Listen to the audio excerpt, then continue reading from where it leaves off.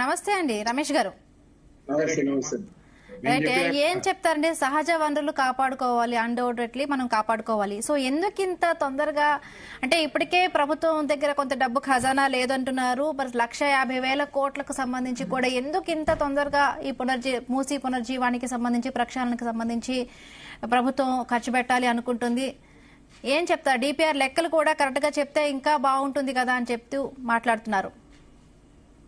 అసలు మూసి ప్రక్షాళన మొదలే కాలేదు. ప్రతిపక్షాలు డబ్బులు ఒక ప్రాజెక్టు కట్టేప్పుడు ఒక ఒక ఒక ప్రణాళిక ఉంటది, ప్రణాళికాబద్ధంగా అవుతారు. ఏదైనా ఒక ప్రాజెక్ట్ నిర్మించే ముందు ఒక అనాలిసిస్ చేస్తారు, ఎంత ఖర్చు అవుతుంది. దీనిలో మూసి ప్రక్షాళన ప్రారంభించే ముందే ప్రభుత్వము రేవంత్ రెడ్డి గారు ఆలోచిస్తారు ఎంతమందికి నివాసాలు లేకుండా వెళ్ళిపోతాయి, ఎంతమందికి మన డబ్బు కట్టాల్సి వస్తుంది, ఎంతమందికి చేయాల్సి వస్తుంది, ఏ సాయం చేయాల్సి వస్తుంది దాని మీద ఇంకా చర్చలు నడుస్తా ఉన్నాయి అఫీషియల్ తోటి. అసలు మూసి ప్రక్షాళనకి ఇంత బడ్జెట్ శాంక్షన్ చేసింది అనుకున్నారు కానీ ఆ ఎస్టిమేషన్ పెట్టుకున్నారు ఇంతవరకు అవుతుందని. నేను ఒకటే విషయం చెప్తా, ఏదైనా మంచి పని చేసేటప్పుడు ప్రతిపక్షాలు ప్రారంభ దశలో కాదు, ఎక్కడైనా తప్పు జరిగితే అప్పుడు మాట్లాడితే హర్షించే విషయం ఉంటుంది. ఈ రోజు రింగ్ రోడ్ నిర్మించినాం, మొత్తం హైదరాబాద్ నగరాన్ని రూపురేఖలు మార్చేసింది. ఇవాళ ఆ ప్రాజెక్టు ద్వారా 1,450 ఐటీ రంగాలు ఈ తెలంగాణకు వచ్చి ఈ తెలంగాణ రూపురేఖలు మార్చేసింది. అదే విధంగా ఈ మూసి ప్రక్షాళన ద్వారా కూడా మనం చేసే ఏంటంటే, ఈ రోజు పివి నరసింహరావు గారు చూడండి, ఆర్థిక ఇబ్బందులలో ఉన్నప్పుడు పూర్తి ఆర్థికంగా ఇబ్బందులు, బంగారం తాకట్టు పెట్టి బంగారం అమ్మి వారం ఎక్స్చేంజ్ లో వారం రోజుల డబ్బు పరిస్థితుల్లో ఆయన ఒక ప్రభంజనం తీసుకొచ్చాం. ఒక పివి నరసింహరావు గారు తెచ్చిన ఆ ప్రభంజనం తోటి పెట్టుబడిదారులు వచ్చి వాళ్ళ దానితో ఇన్ని మోటార్లు ఇన్ని కార్లు వచ్చినాయి. ఒక ప్రజల మీద ఎలాంటి భారం వేయకుండా, ఒక ట్యాక్స్ వేయకుండా ఈ రోజు దేశాన్ని కాపాడి ఒక అంతర్జాతీయ విషయంలో కూడా దేశాన్ని ఒక ఉత్తరమైన దేశానిగా బలమైన దేశాలకు సమతుల్యంగా తీసుకెళ్ళాడు.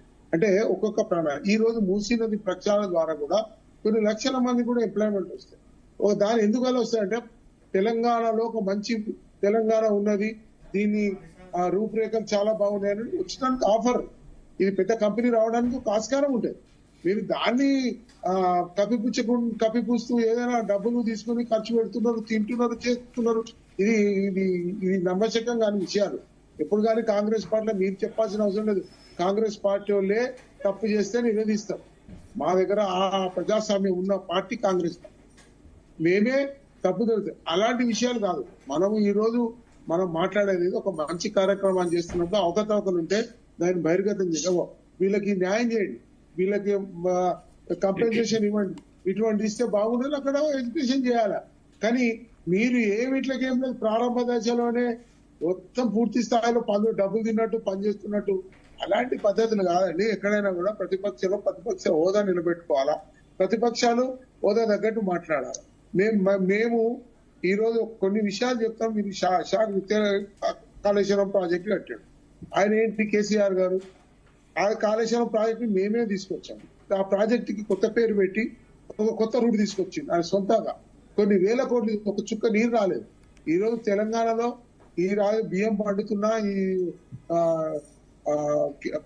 తూర్పు గోదావరి, ఈస్ట్ గోదావరి దగ్గర కూడా అంత పంటలు ఈ రోజు కరీంనగర్ లో కానీ కొన్ని ప్రదేశాలు పండుతున్నాయంటే అది కారణం అలాంటి శ్రీరామ్ సాగర్ ప్రాజెక్టు కానీ, కాకతీయ కెనాల్స్ కానీ ఇలాంటి ప్రాజెక్టులు కట్టేట్లా ఈ రోజు అలా పోయింది. ఇప్పుడు రాలే, టీఆర్ఎస్ పార్టీ వచ్చినంత మాత్రాన్నే ఈ రోజు అంత పెద్దగా పంటలు వస్తున్నాయని మాట మాట్లాడడం అది దురదృష్టకరమైన విషయం.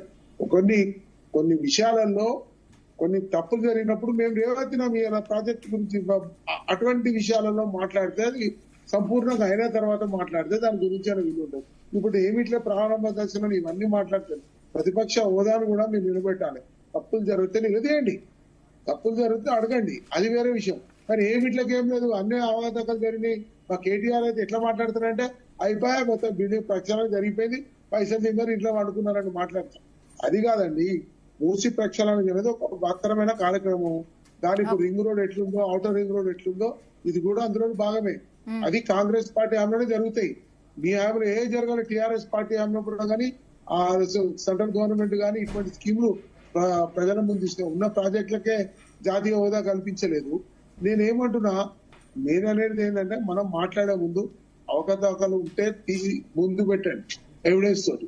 కానీ ఏది లేకుండా ఒక బండరాయడము ప్రతిపక్షాలకు అలవాటు. ఎందుకంటే మీరు ప్రతిపక్షాలు మాట్లాడితే కూడా తప్పులు చేయకుండా ఆపే శక్తి ఉంటది. మీరు మాట్లాడే విషయం ఎట్లుండాలి, ప్రభుత్వంలో ఉన్న వాళ్ళు కూడా తప్పులు చేయకుండా ఉండాలి. అటువంటి పరిస్థితులు మాట్లాడితే దానికి అందం ఉంటుంది, ఆనందంలో ప్రజలు కూడా సంతోషం కలుగుతుంది. అది కూడా మనం రెచ్చగొట్టి ప్రజలను రెచ్చగొట్టి మీద పడేసి ఏదో చేయాలనుకునే తాపత్రయం మంచి కాదు. ఇంకోటి, ఈ రోజు కాంగ్రెస్ టిఆర్ఎస్ పార్టీలో అసలు పబ్లిక్ ను చెప్పుకునే వాకు కూడా లేని పరిస్థితులలో టిఆర్ఎస్ పార్టీ ఉంది.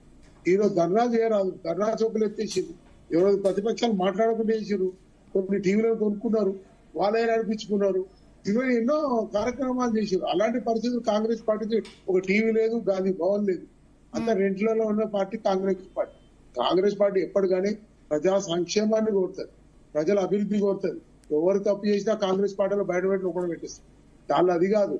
జరగాల్సింది ఏంటంటే మనము ఒక మంచి జరిగే విషయంలో కూడా మన పాత్ర ఏంటనేది మనం నిర్ణయించుకొని ఆ పాత్ర తగ్గట్టు మనం మాట్లాడితే బాగుంటుంది, హోదాగా ఉంటుంది, హుందాగా ఉంటుంది. కానీ రేవంత్ రెడ్డి గారు కుల వివక్షణ చేస్తున్నారు. ఎక్కడ కుల వివక్షణ? కులగణన చేయడానికి రెడీ అవుతున్నారు. కులగణన